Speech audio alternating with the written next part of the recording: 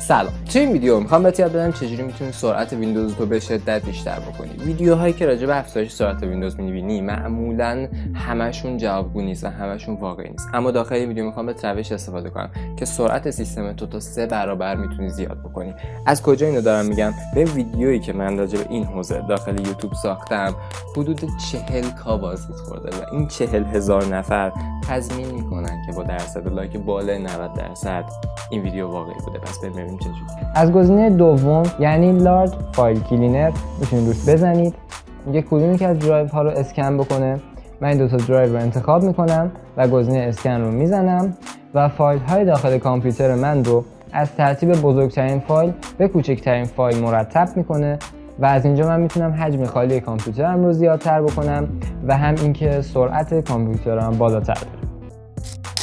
اگه تو هم میخوای روش کاملش رو یعنی ویدیو کامل یوتیوبش رو داشته باشی، عدد 2 رو این پایین برام کامنت کن که برات داخل دایرکت ویدیوش ارسال بشه.